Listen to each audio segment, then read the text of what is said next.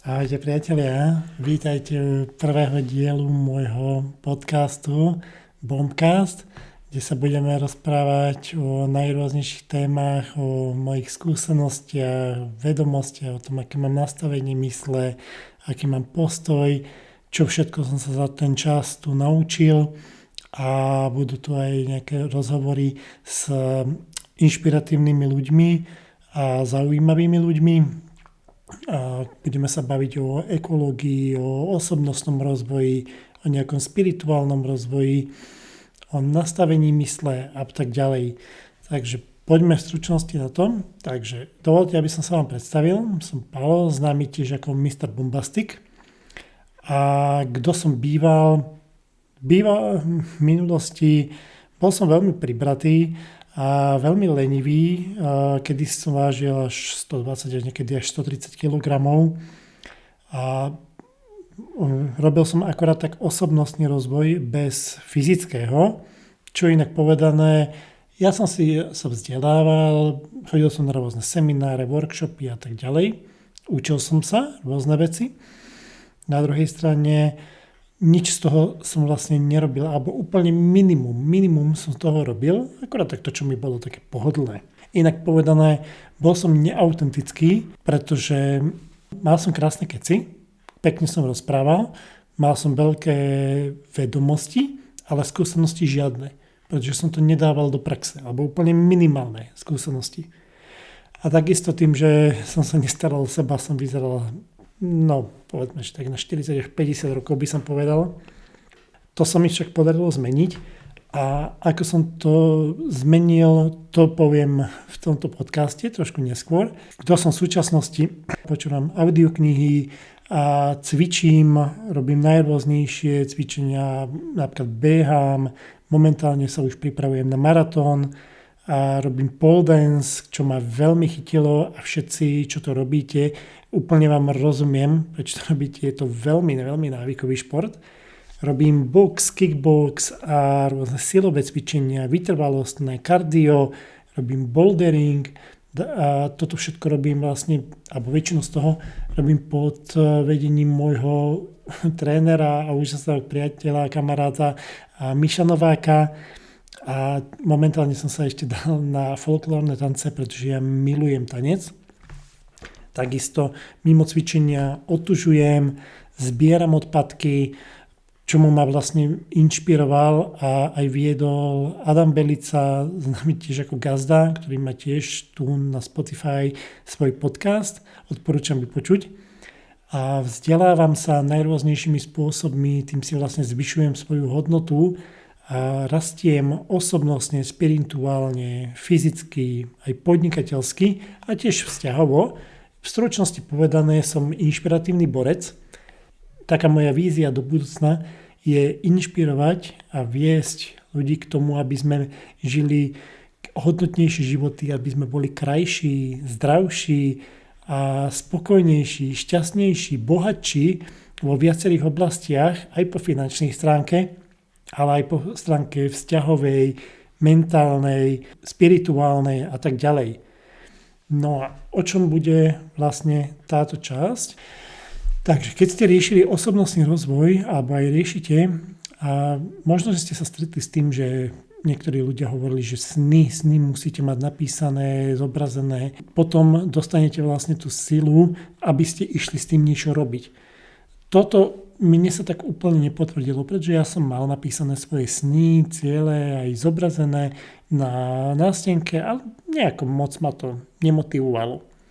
Ja som vtedy zistil postupom času, že tam je potrebný ešte jeden krok, buď predtým, alebo potom.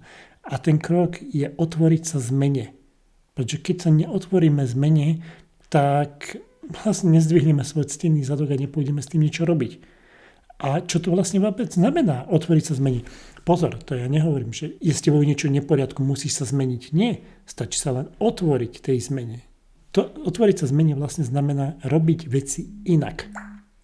Buď robiť nové veci, alebo tie existujúce robiť inak. Napríklad taký príklad, že som začal robiť veci inak, tak napríklad cestovanie. Ja som cestoval autom do práce. No, bolo nejakých 2-3 kilometre. Potom som sa rozhodol, že nebudem cestovať autom, ale urobím to inak. Začal som chodiť peši, začal som behávať, začal som chodiť na bicykli, prípadne na kolobežke, alebo hoci ako inak sa dá. Čo sa týka cestovania, napríklad môžeme cestovať inými spôsobmi, napríklad vlakom, autobusom, hromadnou dopravou, lietadlom, helikoptérou, loďou, čímkoľvek sa len dá. A prípadne, keď chcete zostať pri tom svojom aute, dajme tomu, alebo motorke, môžete napríklad použiť iné trasy. Alebo ísť inou rýchlosťou. Ja napríklad chodím po diaľnici pomalšie a viac si tú cestu užívam. Ďalej, čo som ja robil inak, bolo napríklad vypínač, čo rozsvicuje a zasína svetlo. A ja som to nezasínal dlaňou, rukou, ale inak. Proste lakťom, hlavou, nohou, topánkou, čokoľvek iné som mal. Prípadne dajú sa použiť aj iné alternatívy, napríklad varechou, mobilom, mačkou, psom, topánkou, knihou. Môžete ísť aj za susedom alebo susedkou a požiadať ich, či by vám rozsvietili svetlo. Aj také sú možnosti. Ďalej, čo som začal robiť inak, prestal som jesť rafinovaný cukor. Dal som sa do výziev 21 alebo 31 dní bez cukru, kedy som nejedol ten rafinovaný cukor ani čokoľvek, čo obsahuje, ale nahradil som to inými cukrami, či už glukózou a tak ďalej. Čiže žiadne napríklad zákusky, ale ovocie. Takisto začal som behávať, čo ja som nenávidel beh. Z duše som ho neznášal. Dokonca keď som bežal poprvýkrát, tak súťažne, to bolo v Oponiciach na Hrad. Tam som bežal s jednou mojou kamarátom, boli sme tam celá partia. A pri mne chvíľu bola moja veľmi dobrá kamarátka, učiteľka Danielka, ktorá aj s manželom majú tu veľmi zaujímavý a veľmi dobrý podcast Československá múdrovačka, odporúčam vypočuť. A ona bežala so mnou, potom išla za jedným mojim kamarátom Mišom a poprosila ho, či bude bežať on so mnou, pretože ja som mal 125 kg vtedy, myslím. Oni si mysleli, že ja tam odpadnem a čo ona by so mnou spravila, kebyže tam ja odpadnem. Nech tam radšej niekto silnejší so mnou beží. Na ďalšie behy takisto som sa prihlasoval a tiež som potom začal behávať a tým, že som potom aj schudol, tak už ma to začalo baviť. Prečo by sme vlastne ešte mali urobiť, keď potrebujete vedieť to prečo, by sme mali urobiť túto zmenu. A ono, keď mne sa stalo to, že keď ja som začal robiť veci inak, ja som si vybudoval návyk robiť veci inak. Ale nie len v tej danej oblasti, proste v čomkoľvek inom. Lebo aj to je návyk, proste robiť veci inak. To znamená, že keď chcete potom niečo iné robiť, chcete zmeniť svoj život, chcete, dajme tomu, cvičiť, chcete sa vzdelávať namiesto pozerania televízie, chcete niečo dokumentárne povedať alebo nejako zvyšovať takto svoju hodnotu, tak pre vás to bude oveľa pohodlnejšie a časom sa potom stane to, že tie bežné veci, tie nudné, vás začnú nudiť. A vy budete chcieť všetko robiť inak, či už len vo varení, v tom, ako sa obliekate, v tom, ako vystupujete, a proste všetko budete chcieť robiť inak.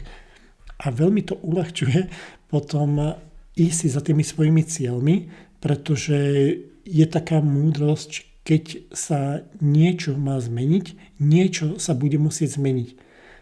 Ja by som skôr povedal, že je to tak, že keď sa niečo má zmeniť, niekto sa musí zmeniť.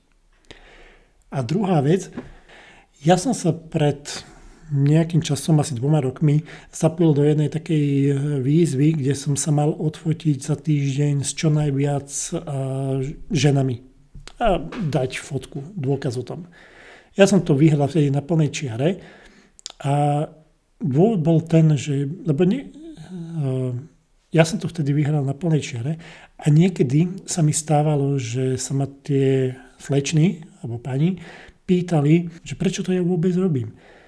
A moja odpoveď vtedy bola, pretože keď som začal robiť veci inak, keď som ich začal oslovovať, že či by sa so mnou odfotili, ja som začal zažívať úplne nové pocity. Úplne, ja som také pocity v živote nezažíval. Tým, že som zažíval nové pocity, ja som konečne cítil, že žijem. Že to už nie je len bohapustá existencia, ale že naozaj žijem. A to ma naučilo potom robiť aj iné veci inak alebo nové. Napríklad, ja som si ľahol v obchodnom centre na zem, aby som zistil, že ľudia ma majú viac v paši, ako si myslím. Napríklad som chodil na nuda pláže, pretože z dvoch vecí. Prvá, chcel som vedieť, či to vôbec dokážem. A druhá, aký to bude pocit. Tak som si toto zamiloval, tie nové pocity, že ja čokoľvek robím, sa snažím robiť inak. Niektorí ľudia tiež vravia, že musíte vidieť prečo.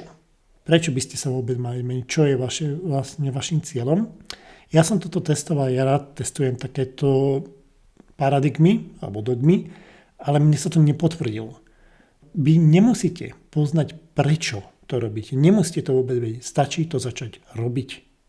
Bez ohľadu na to, či máte cieľ, či nemáte cieľ, môžete to začať robiť jednoducho, pretože my nedostávame to, čo chceme, alebo to, čo si zaslúžime, ale my dostávame to, čo nám dovolia mať naše návyky. Takže keď ja chcem byť, povedzme, chudý, krásny, svatý, chcem veľa vládať a tak, chcem sa proste páčiť, nebudem cvičiť, budem jesť samý fast food, tak môžem chcieť, koľko chcem. Ale nedovedie ma to k tomu, čo by som chcel. Na druhej strane, keď mi je to úplne jedno, aký budem, ale budem cvičiť, budem sa zdravo stravovať, tak budem mať tie výsledky. Preto ja vravím, že žiadne rozhodnutie nie je zlé. Ono je iba správne alebo nesprávne. Pretože tie rozhodnutia, ktoré robíme, nás dovedú k tomu, čo chceme mať. Tak, to je odo mňa na začiatok všetko. Ďakujem vám za pozornosť, ďakujem, že ste si našli čas. Dajte mi odber, prípadne mi napíšte, čo sa vám páčilo, čo vás zaujalo, s čím bojujete, prípadne môžeme sa poradiť o tom, čo by ste chceli robiť inak. Také jednoduché kroky, aby to bolo pre vás proste príjemné. Budem sa na vás tešiť pri ďalšej časti. A tak ahojte a majte krásny deň.